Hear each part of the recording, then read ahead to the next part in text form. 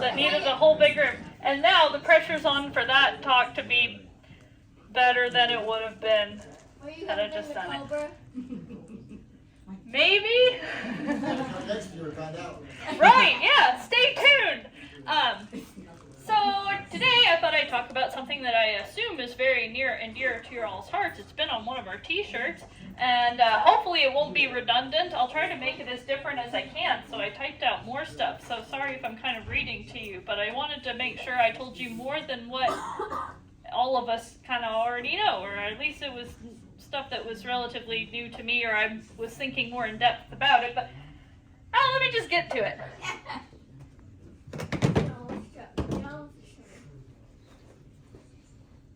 Okay, I'm gonna talk about rat snakes. Right. Hey, I thought that was better for safety in here. I thought I'd start with our rat snake, the gray rat snake, or I was taught black rat snake, gray. However, so of course, we know that these are found throughout Kentucky, and their range extends up north, touching a wee bit into Michigan and Wisconsin, and then kind of down that corridor, the width of Kentucky down to the Gulf of Mexico. Definitely common throughout here. And this is to kind of just introduce the concept of rat snakes. I've got this gray rat snake, but he, like other rat snakes, has a lot of the, well, they all have the same qualities of the genus. I'm going to say Pantherophis. Please no one come at me. I was taught LFA, I swear. But I'm going to say Pantherophis right now. And rat snakes are known for being medium to large size, depending on who you ask. Generally around 4 feet, but some can get closer to 6 feet, or maybe a little bit more if it's a record-breaking whopper. Rat snakes are known for being non-venomous, but very good climbers, as you can see. They're great to talk about because they're minimal effort. They're also known for their general body shape. They have very faintly keeled scales on their dorsal side. They have a loaf of bread shaped body. If you do a cross section, they're sort of rounded at the top, but their belly kind of juts out in a very square sort of way, which is important, but more on that later. And yeah, they're pretty great. Another thing I will randomly point out about them is that they don't have subocular scales. So I'll just leave you with that information. Let's see. There has been a lot of debate about their name and taxonomy and how to organize the rat snakes. I typed my Spoloides on the paper, which is what I was taught, only to be told that maybe not, no. It might be Allegheniensis at this point. But if you want to know, the word Spoloides means spotted. So there's that. And if we never use that name again, you forget I ever said that. That's fine. So they do have a sort of spotted form. Their general pattern is considered like an H shape down their back. As faintly or as high contrast as that shape appears, all the rat snakes tend to have a sort of, many of them have a semblance of this pattern. Oh, and they're good at hiding in shirt sleeves too. Hey. So yeah, the thing they are diurnal, but they are also quite active at night, especially in the hottest parts of the season. So in the summertime, they're more active at nighttime. And they tend to live in a lot of different habitats around here. They like woodland habitats. It's basically whatever has the best combination of places to climb and seek refuge and access to food. So primarily birds and rodents, but young ones do feed on other things, lizards and bugs and such. I was looking up to find old news headlines about them because I thought it'd be interesting, and I couldn't find any older than August, but that's because 3 pages of Google was giving me nothing but news headlines. They make the news a lot, so I was just going to read to you some of them that I thought were fun. New fear unlocked. Huge snake found curled up under hood of car. Photo show. So they do like to seek refuge in lots of places. South Jersey Police Department's death noodle snake gets a name. That one I had to open. It's Julius Squeezer. And he was rescued by their police department, and they said it was a death noodle, but they explained, like, no, actually, they're quite nice. So good press. We always love to hear good press about them. Ding dong, 4-foot rat snake rings Kansas man's doorbell. I didn't get the details on that, because then I was perplexed by the one below it, which said, Alabama homeowner finds big gray rat snake in toilet.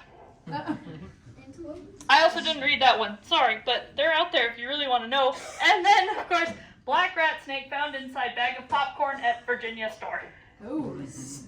Right, to which Brock said, oh, so it's a corn snake? Right. So yeah. We know, we love them. The gray rat snake is our rat snake, but it is not the only one. Oh, you got two.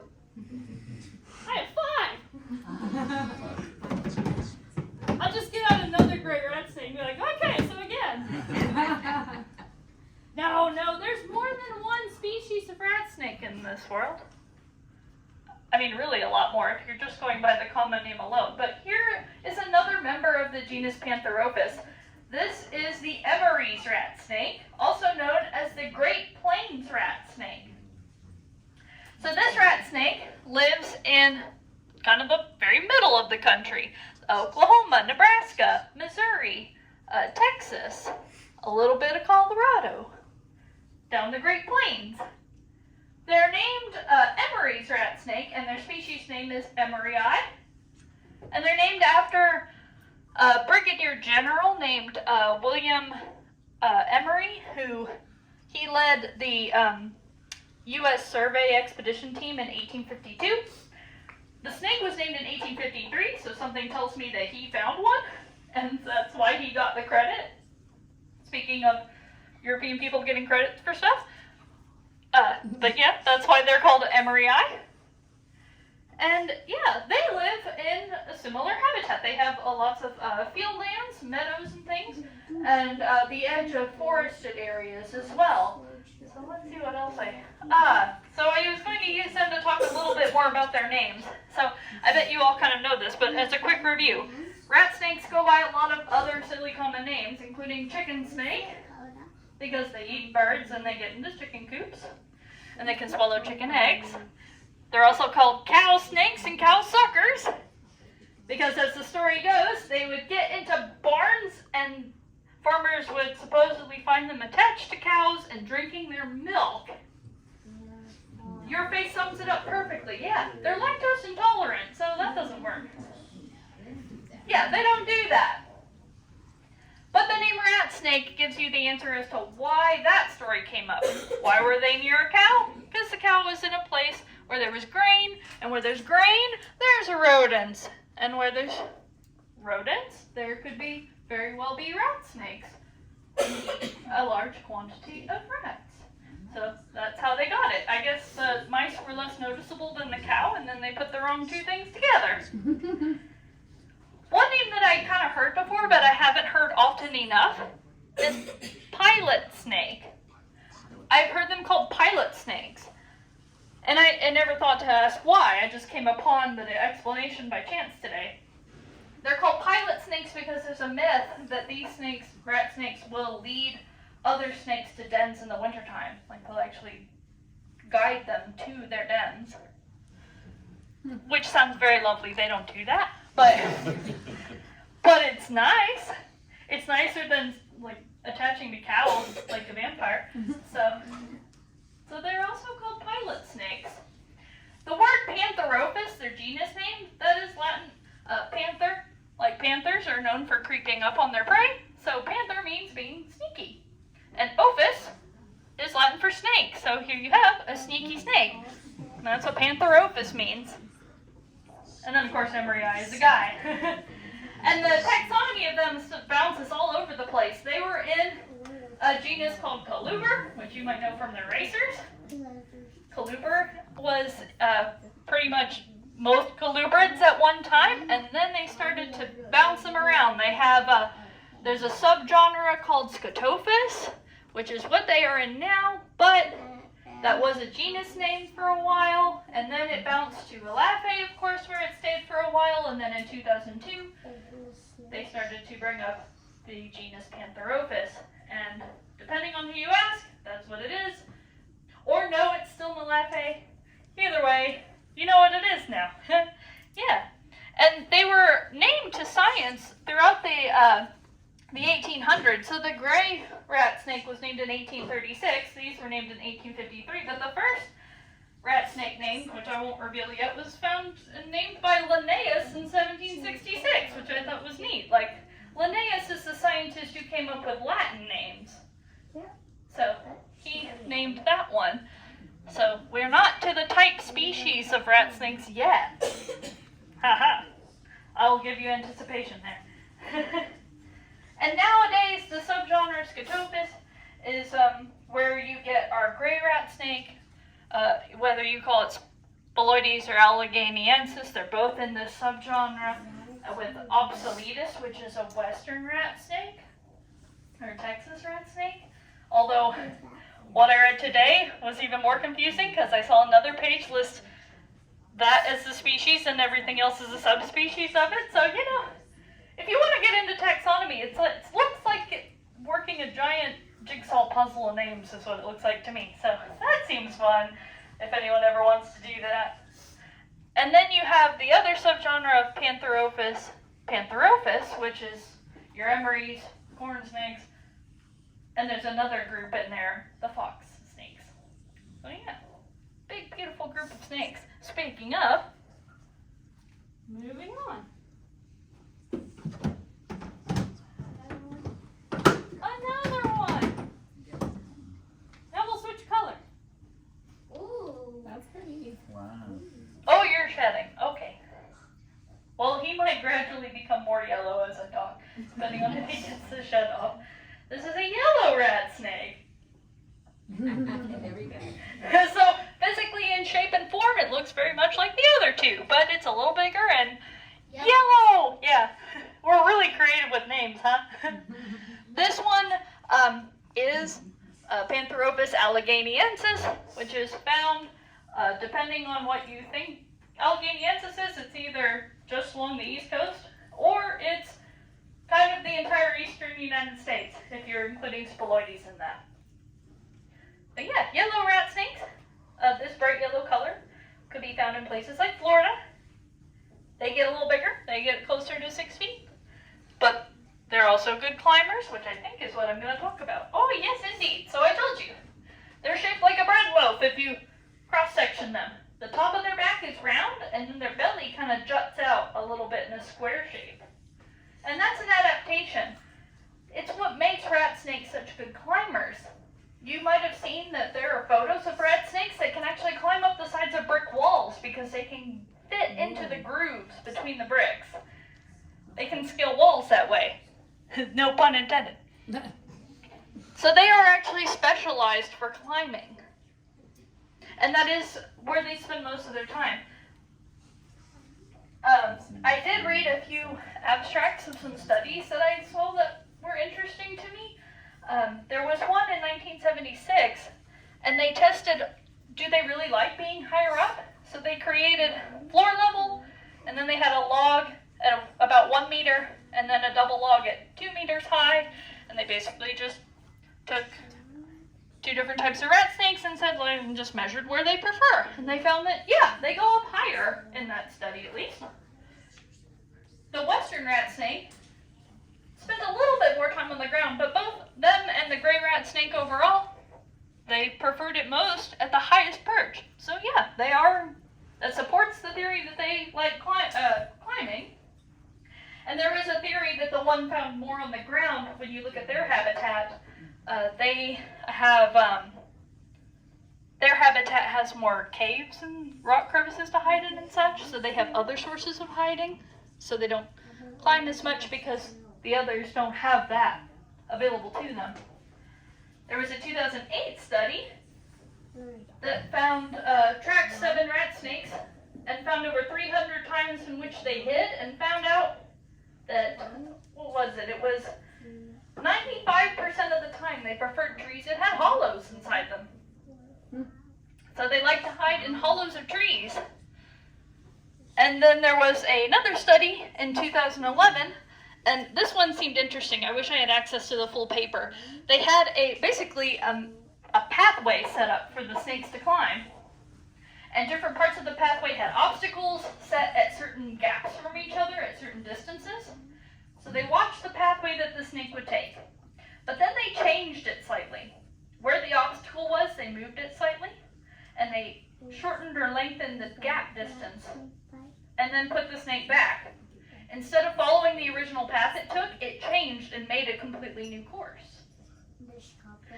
So their theory behind those results is that the snake is able to visualize the structure that they're climbing and choose a route based on what's more efficient to them. Instead of just doing what is habitual, they are analyzing as they climb to find out the best way to do so.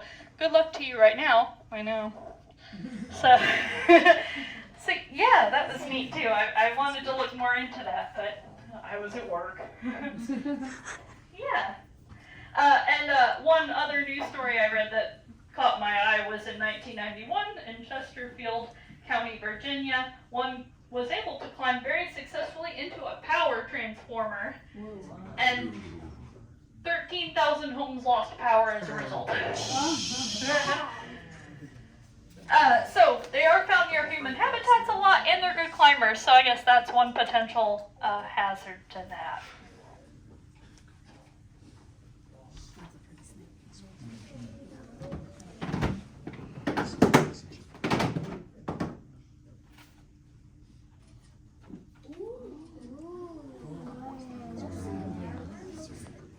All right, the red rat snake, or as we call it, the corn snake. But in the same genus, Pantherophis, this is a rat snake. This is the OG, technically, because it's the one named by Linnaeus in the 1700s, the first scientifically described of the rat snakes. Yeah, red rat snakes. I mean, we are very familiar, like impossibly familiar. Like, you can't deny that you know exactly where they are now because we looked at a map yesterday of where they are in Kentucky. They're also found in the south, in the southeast, in larger swatches of population ranges. Their name, Guttatus, means spotted. So it means the same thing that Spoloites does. Because I think people are just really hung up on their pattern. But as you can see, this is one that diverges away from the H shape. And there is better contrast, so it's easier to see. They have these dark red spots down their back. But the name corn snake is in reference to their belly scale pattern. Because they have this checkerboard-like pattern. It is reminiscent of wild corn or maize. And because in wild corn, the kernels are of different colors, and some dark and light, that's exactly what their belly looks like too. So that's why they're called corn snakes. They don't eat corn. They do crawl into popcorn, apparently, but they don't eat it. So their habitat and the way that they find food, they're foragers. They go looking around for food. And they do climb, so they eat lots of birds and nests, or not nests. They don't eat twigs and stuff. They eat eggs and nestlings. So I read a few more studies. There was one study that found that rather than being deep in the forest, a lot of the gray rat snake in one study showed that they prefer the forest edge, not going very deep into the forest. They like to stay sort of near the forest edge. The theory to that being that rodents are probably more plentiful in those places, because that's also butting up to residential areas and meadows or agricultural areas, hay fields, things like that. And so there's more resources for rodents in those places. So the forest is their refuge, but they stay close to the food too, which is, I think, pretty smart. They also use visual cues. There was a study that tested their ability to see birds coming and going from a nest before they went to forage it. And without the visual cue of the bird leaving and returning, they couldn't find it. So they do pay attention to their environment, not just the trees and paths that they climb, but also what's going on around them. And watching birds coming and going is a great clue to them as to where the food is and where they can find things. There was also a study that showed that they're not depending upon birds and eggs for their meals. They actually just, if they eat the birds if they're there, if they find them. There was a study in Canada and Ontario of rat snakes, and they were looking at how often they ate birds over the course of a year, and they basically just picked apart their poop and found like what animal parts they found in their poop. And they found birds more often when birds were nesting and hatching. So when baby birds were born, they ate them. When they weren't there, they didn't. And they still ate rats in between and rodents the whole way through, or small mammals the whole way through. So what that shows is that they're not waiting for the birds to show up. They'll just kind of eat them if they're there. And otherwise, they have small rodents at their disposal, so the hypothesis there is that they're opportunistic. They just take what is available to them at the time. They're not specialized. They're not intentionally looking for one food source. They're just kind of bopping around, and they find what they find. Yeah. And they also found that the bigger the snake was, the bigger the food they ate was, but that also didn't stop them from eating small stuff, which again feeds into that. If something big enough for them is available, why not? If it's not, no big deal. They're opportunistic. They'll take what they can get. Yeah.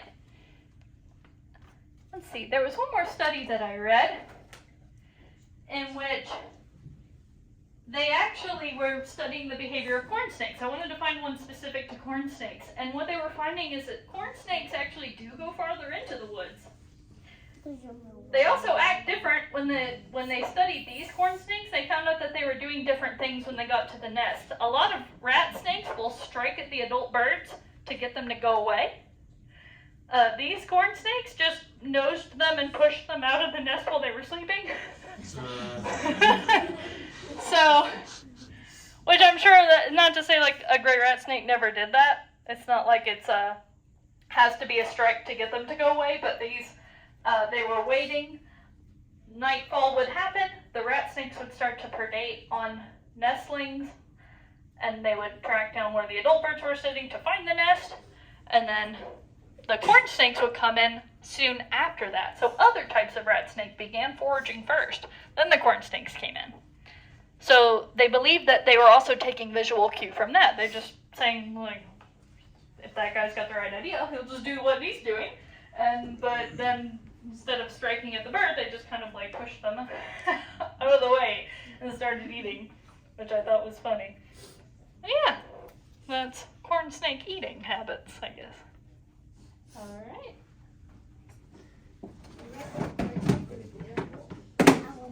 He's lovely. That one's my favorite because his colors are the most typical. Oh, excuse me. I know, you've never really done this before, have you? You're on display, but you don't really, like, go in front of crowds. This is called the Trans-Pecos rat snake. And it is not in the genus Pantheropus. So, there are at least two other genera that I know of rat snakes in the U.S. And this one is Bogertophus. Yeah, it's a fun word. It sounds like an insult for a third grader to use, I think. No offense if anyone's in third grade. But, oh, okay, then. You are much more mature than that, I understand. Bogertophus. There's a scientist, his name was Charles Bogert. Bogert. And he studied animals in Mexico. This snake is found in Mexico. And to honor him, they named not the species, but the entire genus after him. Bogertophus. Bogert snake. So, yeah. This one is Bogertophus subocularis. I mentioned at the very beginning that Pantheropus rat snakes don't have subocular scales. These guys do! I know. Really, visually it just kind of makes their eyes look a little bit more separate from their mouth. They have another little row of scales between their eyes and mouth. And that's how they get their name, because subocular is below the eye, so they're subocularis, a rat snake with scales beneath his eyes. When you said that name, I guess Right, I think that's what makes me think of it too, because boger is like a funny way to say booger. Yeah, I agree. I'm not sure if Charles Bogert would appreciate that. So, sorry guy. But these guys are known for having very pretty white eyes, very big bulgy eyes. Something not exactly related to rat snakes in particular, but the book Kristen gave me the complete subok. They're called subok. I call them subok because I think that sounds funnier. But they're called suboks for short. And there was a photograph in the complete subok book of one with eye shine. And I was like, oh, okay. And it said, oh, it's interesting. It's because their eyes stick out so far. They don't actually have the same part in their eye that we do that reflects light. So snakes don't have eye shine because they lack that part of their eye that could reflect the light back.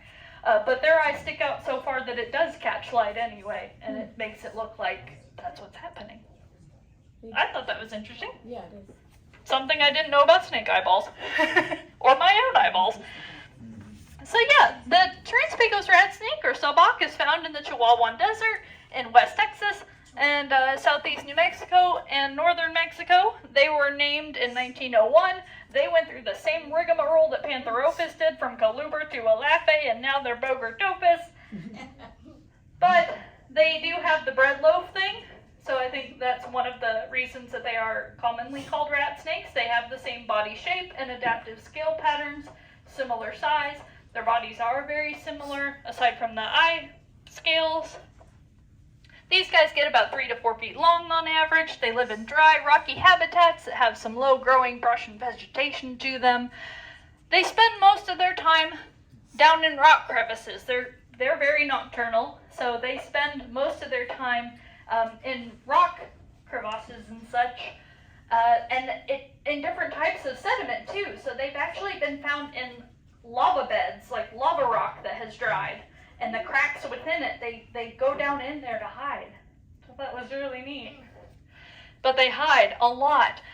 One interesting anecdote of the book was that no one had seen one during the daytime since 1948 until 2001, when a married couple named Steve and Terry Irwin found some while searching in West Texas. So, yeah. What a coincidence. That was staged? Well, there goes all my dreams and funny anecdotes. Sheesh. So they weren't found outside until somebody put them outside for Steve and Terry Irwin in 2001. I know who did it too. Well. Turtle Man. No. I don't think he's smart enough. But yeah. So, one thing, a couple random sciencey facts about them. No, you can't operate that, please. In their taxonomy, Pantherophis and Bogertophis are both very closely related to the pine snakes, the Pituophis genus. But the Bogertophis are actually more closely related to the pine snakes than they are the Pantherophis rat snakes in their phylogeny. So I thought that was kind of neat. Also, the book randomly told me that they have more chromosomes than other rat snakes and colubrids do. A lot of snakes have 36 chromosome pairs, and they have 40, for whatever reason. I don't know how to expand upon that except to say, oh, neat. So they have lots of chromosomes. Cool. And then they have all the rat snake defenses. The subocs are known for being pretty nice. They don't take defensive postures, really, probably because they're hidden all day anyway, so they don't have to worry about it as much. It's my theory. But of course, some very standard rat snake defenses, which I'm very glad you didn't get to see tonight, no offense, are musking. I'm very glad you didn't smell tonight, because they can musk most effectively. And also the S-shaped coil, which was on the design of the shirt from a long time ago. The typical S coil that stands them up high, makes them big, reveals a bright or lighter colored belly to the world and defends them. But these guys have been seen doing it, but they typically don't. They just hang out, do their thing, hide in rocks, such like that. I hope this was interesting for you all. I love the animal stuff at the end of this, so it was. Oh, good. I'm glad all my talking didn't bring it down.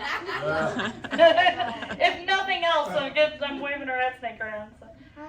So. I like seeing.